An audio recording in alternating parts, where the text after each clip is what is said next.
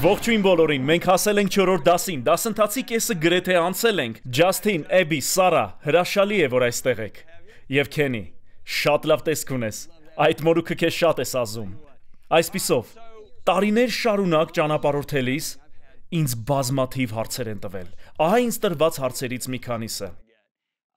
Արդյոք հնազանդությունն անպայմանական է։ Կարծում եմ ես պարզ պատասխանեցի այս հարցին անցած դասին։ Հնազանդությունն անպայմանական չէ։ Կա միայն մեկ դեպք, երբ չպետք է հնազանդվենք իշխանությանը, երբ մեզ ստիպում են մեղ գործել, վարվել հակառակ Աստվածաշնչում տրված Աստծո պատվերներին։ Ինչ անել, եթե համաձայն չես առաջնորդիդ որոշումներին։ Ինձ տվել են այս հարցը։ Ինչ անել, եթե առաջնորդը սխալ որոշումներ է կայացնում։ Ինչ անել, եթե առաջնորդը հանձնարարում է սխալ վարվել։ Ինչպես որոշել սահմանը։ Ես ծրագրում եմ պատասխանել այս հարցերին հաջորդ 3 դասերին, հատկապես հաջորդ 2-ին։ Ուզում եմ, որ իմանաք այս մասին, թույլ տվեք կրկնել մի ճշմարտություն, որը ներկայացրի առաջին դասին, այն հետևյալն է. իրականում սատանան իր դևերի հետ փորձում է համոզել ձեզ։ Նրա գլխավոր նպատակն է ներկայացնել ձեզ այն, ինչը կործանարար է ձեզ համար, որպես բարիք, եւ նա վարպետացած է դրանում, եւ այդ ճշմարտությունը հետևյալն է։ Պատրաստ եք լսել այն։ Հպատակվելով Աստվածային իշխանությանը դուք կստանաք պաշտպանություն, մատակարարում եւ խաղաղություն։ Եկեք կրկնենք լիազորած իշխանության 4 ոլորտները, որոնք Աստված կարգել է յուրաքանչյուրիս կյանքում։ Առաջինը պետական, երկրորդը ընտանեկան, երրորդը հասարակական, չորրորդը եկեղեցական։ Ես սկսելու եմ այս դասը պետական իշխանությունից, եւ այժմ մենք իսկապես շատ բան կհասկանանք։ Ովքեր են պետական պաշտոնյաները, մեր նախագահը, օրենսդիրները, դատավորները, մարզպետները, քաղաքապետները, քաղաքային խորհրդի անդամները, ոստիկանները, հրշեջները, զինվորականները։ Եթե դիտում եք սա այլ երկրում, նաև խորհրդարանի անդամները եւ նախարարները, մինչև իսկ փողոցում կանգնած ոստիկանը։ Ճիշտ է։ Եկեք շարունակենք Հռոմեացիների գրքի այն հատվածից, որտեղ կանգ էինք առել։ Հիշեք, ես ասացի, որ Հռոմեացիների 13-ի 1-ը եւ 2-ը պետական իշխանության մասին է։ Մենք գիտենք, որ այդպես է, քանի որ հեղինակը շարունակում է գրելով։ Նա ասում է. իշխանավորներն Աստծո ծառաներն են։ Եկեք կանգ առնենք այստեղ։ Տարիներ առաջ ես մարզասրահում էի Կոլորադոյում։ Ես մարզվում էի եւ իմ կողքի մարզվում էր շատ ուժեղ մի տղամարդ մի կնոջ հետ։ Ես սկսեցի զրուցել նրանց հետ։ Պարզվեց, որ այդ տղամարդը ոստիկան էր Կոլորադո Սփրինգսում, այդ կինը նույնպես։ Երբ նրանք ասացին այդ մասին, մենք արդեն 5 րոպեեր զրուցում էինք։ Ես ասացի. ես անսահման հարգանք ունեմ ձեր հանդեպ իմ սրտում, քանի որ Աստվածաշունչն ասում է, որ դուք Աստծո ծառաներն եք։ Այդ ոստիկանը խիստ ոգևորվեց։ Նրա անունը Շոն է։ Նա ասաց. միթե դա ճիշտ է։ Աստվածաշնչում իսկապես գրված է, որ ես Աստծո ծառա եմ։ Ես ասացի. այո, գրված է Հռոմեացիների 13-րդ գլխում։ Նա ասաց. ես դաջելու եմ դա իմ մեջքին։ 2 շաբաթ անց ես կրկին մարզասրահում էի, նա եկավ, բարձրացրեց շապիկը, եւ ես տեսա Հռոմեացիների 13-ը դաջված նրա մեջքին։ Ես ասացի. նա հասկացավ, հուսով եմ նա կփրկվի, եւ նա փրկված է։ Այնքան ուրախ եմ, որ նա արդեն փրկված է։ Այսպիսով նրանք Աստծո ծառաներ են, ուղարկված ձեր օգտի համար։ Ուրեմն դուք պետք է հպատակվեք նրանց, եւ սա առաջարկ չէ, նույն հուպոտասո բառը։ Հպատակվեք նրանց ոչ միայն պատժից խուսափելու, այլև մաքուր խիղճ պահպանելու համար։ Սա շատ կարևոր է։ Շարունակենք կարդալ 6-րդ խոսքը։ Նաեւ վճարեք ձեր հարկերը նույն այս պատճառներով։ Պետական աշխատողները պետք է վճարվեն։ Նրանք ծառայում են Աստծուն իրենց աշխատանքով։ Գիտեք թե ինչ է սա նշանակում։ Հաջորդ անգամ, երբ 20 կիլոմետրով գերազանցեք արագությունը եւ հայելու մեջ կարմիր եւ կապույտ ազդանշան տեսնեք, մի կապեք սատանային։ Նա չի աշխատում սատանայի համար, նա աշխատում է Աստծո համար։ Ավելի լավ է աղոթեք ողորմության համար։ Շատ լավ, եկեք կարդանք 7-րդ խոսքը։ Վճարեք ձեր հարկերը, միթե սա զարմանալի չէ։ Նա գրում է. վճարեք ձեր հարկերը 2 խոսքերում էլ, ես ոչինչ չկրկնեցի, սա գրված է 2 անգամ։ Վճարեք ձեր հարկերը եւ պետական տուրքերը դրանք հավաքողներին եւ հարգանք, բոլոր տասեք հարգանք։ Ու պատիվ տվեք իշխանություն ունեցողներին։ Թույլ տվեք ասել ձեզ, ուզում եք իմանալ, թե ինչու էր այդ պատիվն իմ սրտում, քանի որ այդ ոստիկանի իշխանությունն ի վերջո գալիս է Աստծուց։ Եթե իրականում ճանաչում եք Աստծուն, դուք կընդունեք իշխանությունը։ Ցույց տվեք ինձ նրան, ով չի ընդունում իշխանությունը, եւ ես ցույց կտամ ձեզ այնպիսի մարդու, որը չի հանդիպել Աստծուն։ Նրանք կարող են ասել. ես վերստին ծնված եմ եւ կարող են եկեղեցի հաճախել, բայց իրապես չեն հանդիպել եւ ճանաչել նրան, քանի որ Աստծուն ճանաչողները ընդունում են իշխանությունը։ Ես մի օրինակ կբերեմ։ Պատկերացրու, որ մենք ծանոթ չենք, Ջասթին։ Ես հանդիպում եմ Քենիին եւ Սարային եւ ասում եմ. ես կպատմեմ ձեզ Ջասթինի մասին։ Ջասթինը բուսակեր է։ Արմատական բուսակեր, նա չի ուտում այն, ինչի վրա աչքեր կան։ Նա սիրում է գործել շուղերով եւ հելունով։ Դա նրա ամենասիրելի զբաղմունքն է։ Ես կավելացնեմ եւս մեկ բան. նա մարզվում է եւ նրա նպատակն է միանալ Միացյալ Նահանգների կանանց սինխրոն լողի թիմին։ Ջասթին, այս ամենը ճիշտ է։ Իհարկե ոչ։ Ես ձևացնում եմ, թե ճանաչում եմ Ջասթինին։ Սակայն այդպես չէ։ Ցույց տվեք ինձ նրան, ով չի ընդունում իշխանությունը, եւ ես ցույց կտամ ձեզ այնպիսի մարդու, որն իրականում չի ճանաչում Հիսուս Քրիստոսին։ Ուզում եմ, որ կանգ առնեք եւ մտածեք այս մասին։ Պատիվ բառը Վեբստերի բառարանում, եւ ես վերցրել եմ սա 1828 թվականի բառարանից, որն առաջին հրատարակությունն էր։ Ակնածել, հարգել, վերաբերվել հարգալից եւ հպատակությամբ, նաեւ կատարել դրան վերաբերող պարտականությունները։ Ահա պատիվ բառի իմաստը։ Երբեմն կարելի է հասկանալ բառի իմաստը դիտարկելով դրա հականիշը։ Ահա անարգանքի իմաստը։ Վերաբերվել սովորականի պես, վերաբերվել հասարակի պես հարգանք չցուցաբերել։ Եթե դուք ոստիկանին հասարակ մարդու պես եք վերաբերվում, թեև ոչ ոքի չպետք է հասարակի պես վերաբերվեք, քանի որ Հիսուսն ասաց, որ պետք է պատվեք նույնիսկ փոքրերին։ Բայց դուք ցույց եք տալիս, որ չեք հարգում եւ պատվում այդ տղամարդուն կամ կնոջը։ Դուք հասկանում եք։ Ուզում եմ ցույց տալ այն, ինչ ասում է Պետրոս առաքյալը։ Սա զարմանալի պնդում է։ Պետրոսն ասում է. Աստծուց վախեցեք, թագավորին պատվեք։ Գիտեք Պետրոսը ինչ նկատի ունի։ Ինչպես կարող եք ասել, որ վախենում եք Աստծուց, ում չեք տեսնում, եթե չեք հարգում նրա իշխանությունը կրող մարդուն, որին տեսնում եք։ Իսկ գիտեք թե որ պատմական թագավորի մասին է Պետրոսը գրում այստեղ։ Հիշեք, կար մի թագավոր, որի ներքո Պետրոսը գտնվում էր։ Նա Գալիլեայի նաև Հրեաստանի թագավորն էր։ Նա Հերովդես Ագրիպաս առաջինն էր։ Գիտեք թե ինչպես էր Հերովդես Ագրիպասն իշխանություն ստացել։ Խորամանկ եւ խարդախ քաղաքական հնարներով։ Հռոմի կայսեր միջոցով։ Նա կարողացավ համոզել կայսերը եւ կայսրը տվեց նրան իր պապ Հերովդես մեծի ամբողջ տիրույթը։ Հերովդես Ագրիպաս առաջինը իշխանության եկավ մեր թվարկության 37 թվականին։ Այսինքն Հիսուսի խաչելությունից գրեթե 7 տարի անց։ Նա սպանում էր քրիստոնյաներին, որպեսզի շահեր իր ժողովրդի հրեաների բարեհաճությունը։ Նա սպանեց Հակոբոսին, Հովանեսի եղբորը։ Նրան սպանեց թրով, այո, Պետրոսը գրում է։ Նա ձերբակալեց Պետրոսին եւ բանտարկեց։ Հիշեք, երբ հրեշտակն ազատեց նրան, Պետրոսն ասում է. թագավորին պատվեք։ Նա խոսում է Հերովդես Ագրիպաս առաջին թագավորի մասին։ Ինչպես կարելի է պատվել մի մարդու, որը սպանում է քրիստոնյաներին քաղաքական առաջխաղացման համար։ Դա հեշտ չէ։ Դա հեշտ չէ, բայց ահա թե ինչ պետք է անեք։ Դուք պետք է տեսնեք ավելին, քան նրա վարքը եւ պատվեք նրա դիրքը։ Ամերիկայում մենք ասում ենք առաջնորդին. դու պետք է վաստակես իմ հարգանքը։ Աստծո երկյուղն այդպես չի խոսում։ Աստծո երկյուղը չի դատում աչքի տեսածով եւ ականջի լսածով, այն դատում է արդար դատաստանով։ Աստծո երկյուղը չի ասում առաջնորդին դու պետք է վաստակես իմ հարգանքը։ Աստծո երկյուղն ասում է ես տեսնում եմ այն իշխանությունը, որ քեզ վրա է, այդ պատճառով ես հարգում եմ քեզ անկախ քո վարքից։ Դուք հասկանում եք։ Այո։ Այսպիսով, տարիներ առաջ ինձ հրավիրել էին մի ռադիո հաղորդման, որքան հիշում եմ 90-ական թվականների վերջիներ։ Հարցազրույց էր իմ առաջին գրքերից մեկի մասին, որքան հիշում եմ Սատանայի խայծի։ Ես միացել էի այդ ռադիո հաղորդմանը, որը հյուսիսային նահանգներից մեկում էր։ Այն տևում էր 30 րոպե, մինչև հաղորդման սկիզբը իմ զանգը սպասման մեջ էր։ Ձայնը սովորականից ավելի ցածր էր, քանի որ ուղիղ եթերում չէի, ես գովազդ էի լսում։ Գովազդային ընդմիջումն ավարտվեց, եւ հանկարծ սկսվեց եղանակի տեսությունը։ Եվ ես լսեցի հետևյալը. Մինեսոտայում այնքան ցուրտ կլինի, որ մեր հիմար նահանգապետը չի կարողանա բացել իր բերանը եւ սովորականի պես մի հիմարություն ասել։ Նահանգապետը,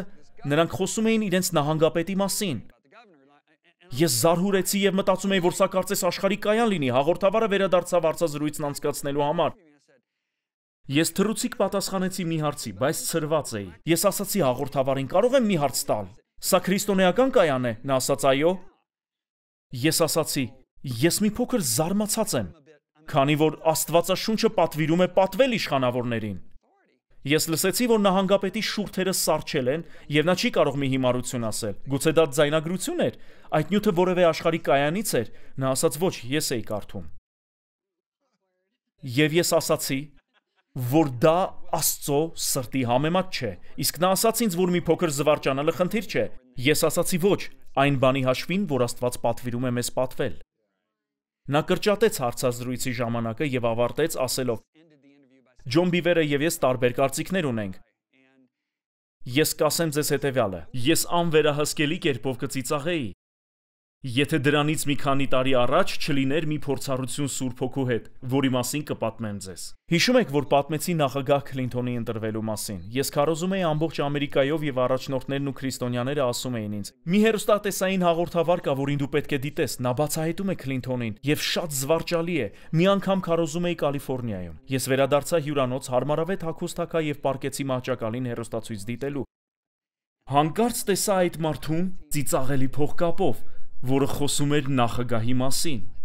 Ես ասացի, ահա այդ մարդը։ Ես լսում էի, թե ինչպես էր նա վատաբանում նախագահ Քլինթոնին եւ անվերահսկելի կերպով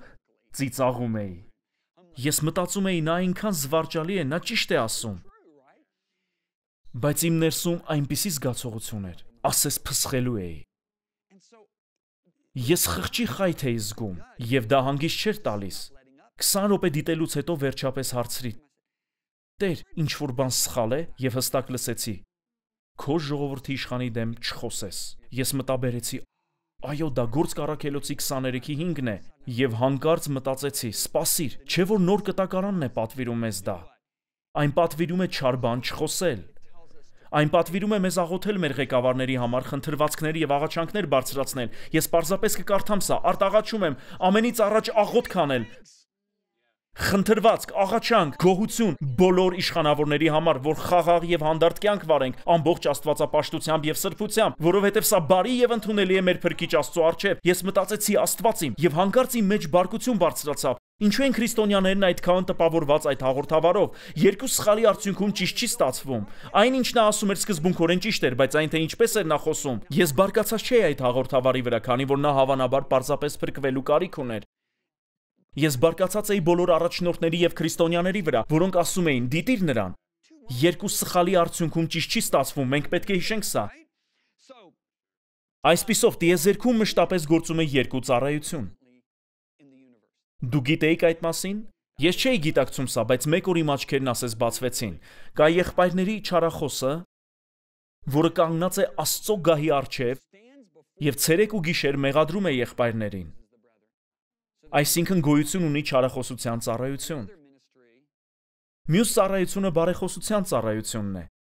Հիսուսը հավիտյան ապրում է, որպեսզի բարեխոսի մեզ համար։ Մենք պետք է հարցնենք մեզ հետևյալը. մենք նպաստում ենք չարախոսության ծառայությանը, որն անօրինության գաղտնի ուժն է, թե նպաստում ենք բարեխոսության ծառայությանը։ Ահա թե ինչ հարց պետք է տանք մեզ։ Ես կկարդամ եւս մեկ աստվածաշնչյան խոսք, Պետրոսի առաջին թուղթ 2:13 եւ 14։ Թող Տերը հպարտանա այն բանով, որ դուք օրինակելի քաղաքացիներ եք։ Հարգեք պաշտոնյաներին, ինչ դիրքի էլ որ նրանք լինեն, նրանք Աստծո պատվիրակներն են կարգը պահելու համար։ Այսինքն հարգեք ոչ միայն իշխանություն ունեցող մարդուն, իսկ նրա օգնականին, որը պատասխանում է ձեր հեռախոսազանգին, հարգանքով վերաբերվեք նրան, քանի որ դա հոսում է վերևից ներքև։ Իսկ այժմ հասարակական իշխանությունը։ Խոսքը մեր տնօրենների, ղեկավարների, ուսուցիչների, մարզիչների, վարիչների, խմբերի ավագների մասին է։ Ձեր ղեկավարի ցանկացած հասարակական միջավայրում, ինչ է Աստվածաշունչն ասում նրանց մասին, կարդան Կողոսացիների 3:22-ը։ Ծառաներ, աշխատողներ, ուսանողներ, մարզիկներ, հնազանդվեք, բոլորդ ասեք հնազանդվեք։ Հնազանդվեք։ Ամեն ինչում նրանց, որոնք ձեր երկրային տերերն են, այսինքն ղեկավարները, ոչ միայն երբ նրանց աչքերը ձեզ վրա են մարդկանց հաճեցնողների պես, այլ պարզությամբ ձեր ամբողջ սրտով։ Ինձ հետ մի սրտառուչ դեպք պատահեց։ Ես ինքնաթիռ նստեցի եւ ինձ տեղափոխեցին առաջին կարգի սրահ, եւ երբ նստեցի այդ սրահում, այնտեղ մի տղամարդ կար, որը կոկտեյլ էր խմում։ Մեր միջև հետաքրքիր զրույց սկսվեց։ Դուք գիտեք, թե ինչպես է դա լինում, մեր շփումը ստացվեց։ Նա երկրորդ ամենամեծ տաքսի ծառայության սեփականատերն էր իր շատ մեծ քաղաքում։ Մի քաղաք, որտեղ տարեկան 65 միլիոն զբոսաշրջիկ է այցելում։ Նա շատ հարուստ մարդ էր։ Մեր զրույցը հետաքրքիր ստացվեց։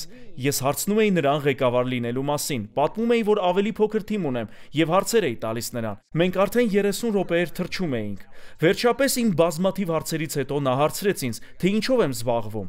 Ասացի, որ աշխատում եմ Աստծո համար։ Քրիստոնեական գրքեր եմ գրում։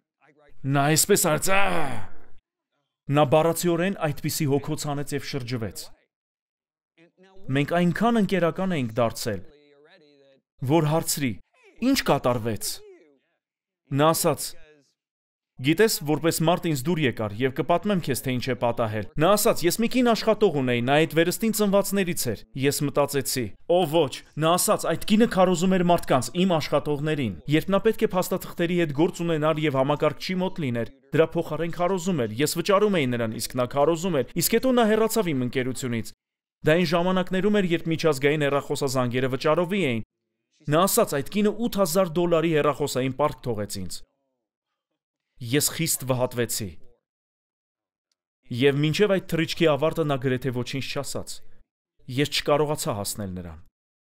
Մի քանի տարի անց մեր ծառայության գործընկերներից մեկը լսեց այդ պատմությունն ինձնից։ Կապ հաստատեց Messenger International-ի հետ եւ ասաց, որ ուզում է վճարել այդ $8,000 հեռախոսային պարտքը։ Ես խիստ ոգեշնչվեցի եւ զանգեցի այդ տաքսի ծառայությանը։ Պարզվեց, որ այդ մարդը մահացել էր սրտի կաթվածից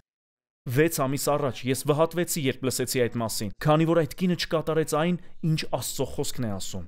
Գուցե մեկ օր նա հաշիվ տա այդ մարդու արյան համար։ Ես միայն հույս ունեմ եւ աղոթում եմ, որ գուցե իմ խոսքերը կամ այլ մարդկանց խոսքերը հպվել են նրան մինչև սրտի կաթվածից մահանալը։ Դուք հասկանում եք, թե ինչ նկատի ունեմ, երբ ասում եմ, որ ավելի լավ է լինել ծածկոցի տակ, քան մակերեսային լինել, մտածել, որ հնազանդ եք Աստծուն եւ հոգեվոր եք, այնինչ դուք ծածկոցի տակ չեք համաձայն Աստծո խոսքի։ Կարդանք Կողոսացիների 3:23-ը։ Պողոսն ասում է. հոժարաբար աշխատեք, ինչ էլ որ անեք, ասես աշխատում եք Տիրոջ համար, ոչ թե մարդկանց։ Բանն այն է, որ դուք իսկապես աշխատում եք Տիրոջ համար։ Դուք գիտեք,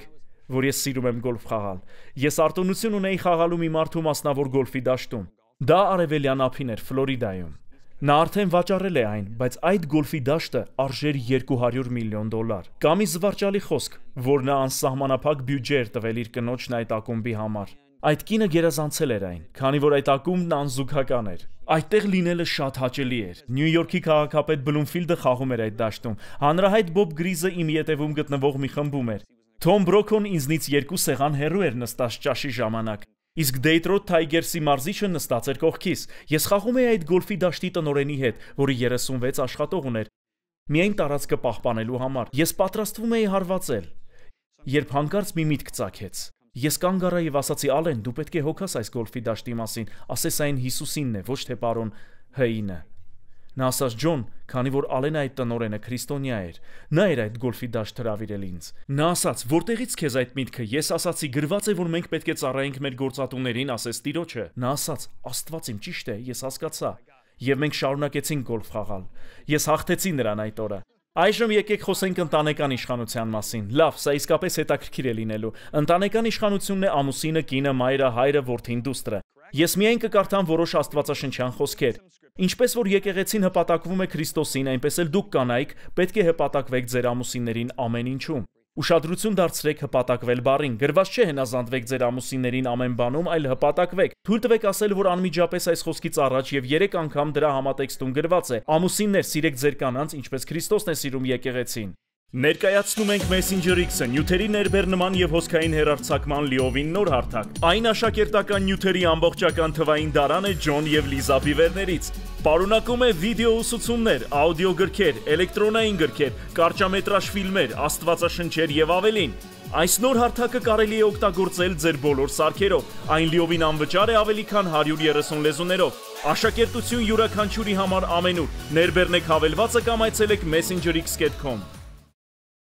Կնոջ համար շատ ավելի հեշտ է հնազանդվել ամուսնուն, երբ ամուսինը սիրում է նրան ինչպես Քրիստոսը մեզ։ Բայց Պետրոսը խոսում է նաև հակառակ կողմի մասին։ Կանայք, նույնիսկ եթե ձեր ամուսինները չեն հնազանդվում խոսքին, երբ նրանք տեսնեն ձեր հպատակված վարքը, դա կարող է շահել նրանց։ Այսպիսով, հպատակությունը անպայմանական է։ Եկեք խոսենք երեխաների մասին։ Երեխաներ, մշտապես հնազանդվեք ձեր ծնողներին, քանի որ դա հաճելի է Տիրոջը։ Եփեսացիների առաջին գլխում այս պատվերը կրկնվում է, բայց եկեք կարդանք Եփեսացիների 6-րդ գլուխը։ Եփեսացիների 6:1-ում է, որ այս պատվերը կրկնվում է, բայց եկեք կարդանք Եփեսացիների 6:2 եւ 3-ը։ Պատվիր, այստեղ պատվել բառն է, քո հորը եւ մորը։ Սա առաջին պատվիրանն է խոստումով։ Կարող եք տեսնել, որ ձեր հորն ու մորը պատվելու պատվիրանը խոստում ունի։ Ո՞րն է այդ խոստումը։ Իրականում 2 խոստում։ Առաջինը.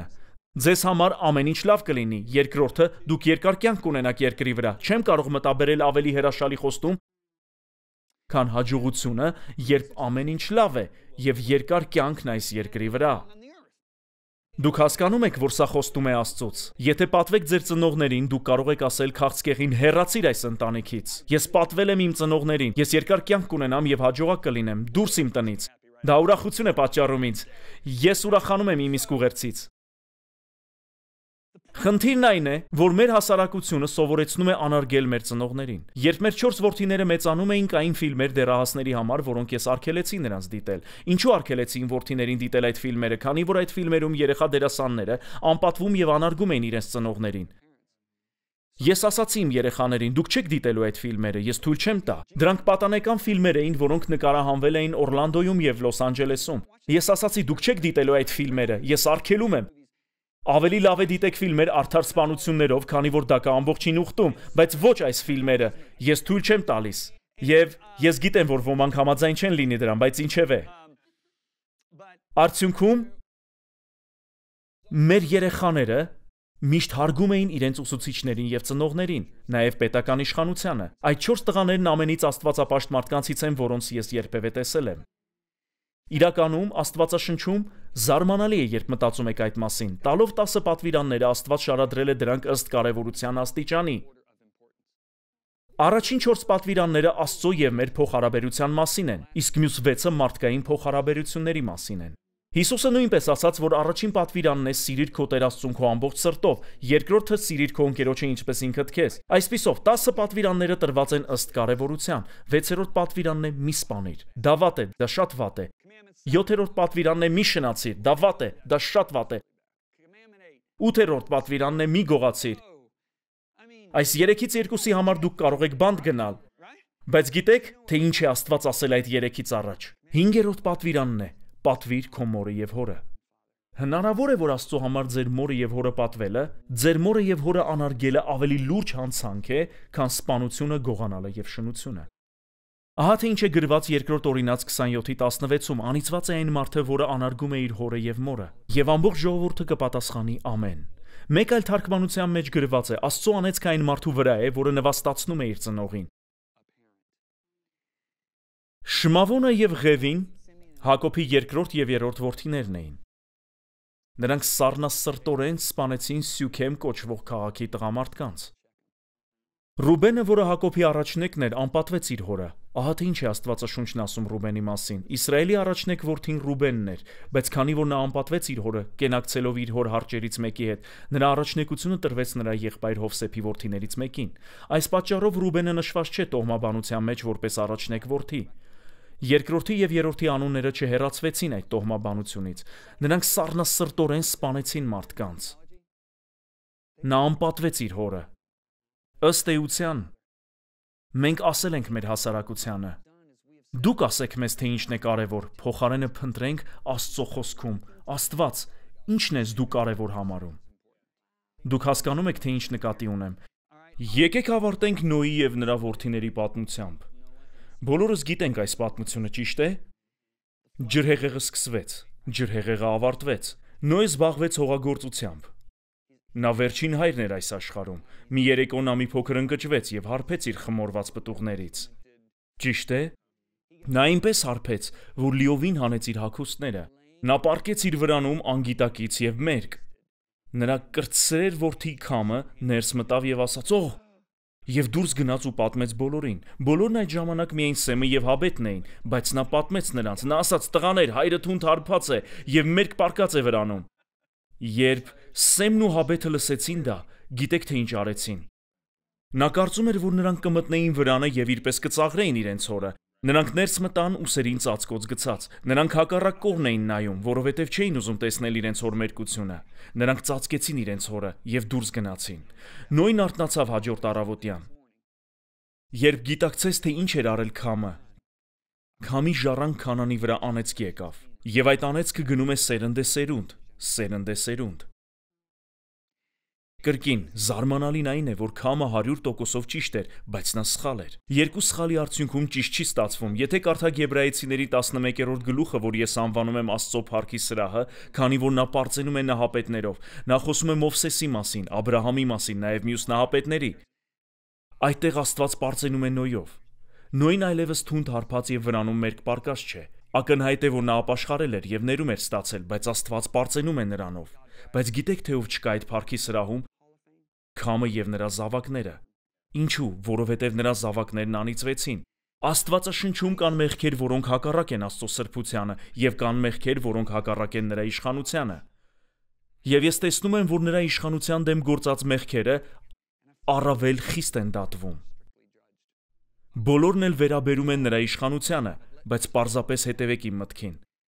Սավուղը անհնազանդ եղավ Աստծո անմիջական հրամանին, նա խնայեց մի մարդու եւ որոշ կենդանիների։ Նա կորցրեց իր թագավորությունը, Դավիթը շնություն գործեց եւ սպանեց այդ կնոջ ամուսնուն։ Նա ներում խնդրեց եւ անկեղծորեն ապաշխարեց, բայց նա չկորցրեց իր թագավորությունը։ Նոյը հարբեց, բայց Աստված պարծեցավ նրանով։ Ակնհայտ է, որ նա ապաշխարեց։ Նրա որդին հակառակվեց իր հորը, ծաղրեց նրան եղբայրների մոտ եւ կորուստ կրեց։ Հակոբի որդին, որի անունը Ռուբեն էր, անպատվեց իր հորը։ Նա կորցրեց իր անդրանիկությունը։ Սա շատ հետաքրքիր է ինձ համար։ Ինչպես որ ասացի հենց սկզբում, Ադամը անկողին չմտավ մարմնավաճառի հետ։ Նա չսպանեց այդ կնոջ ամուսնուն իր արարքը թաքցնելու համար։ Ադամը պարզապես անհնազանդ եղավ Աստծո անմիջական իշխանությանը։ Սա ցույց է տալիս, թե որքան կարևոր է ունենալ սիրտ, որը զգայուն է Աստծո իշխանության հանդեպ։ Սա վերաբերում է ոչ միայն նրա անմիջական իշխանությանը, այլև նրանց, ում այն լիազորված է։ Հաջորդ դասին կխոսենք այն ոլորտից, որի համար ինձ մի ամբողջ դաս է հարկավոր, եւ դա անչափ օգտակար կլինի մեզ համար։ Խոսքը եկեղեցական իշխանության մասին է, եւ այս դասընթացի իմ ամենասիրելի դասն անկասկած կլինի վերջինը։ Մենք կանենք դա։ Պատրաստ եք։ Շատ լավ, կտեսնվենք հաջորդ դասին։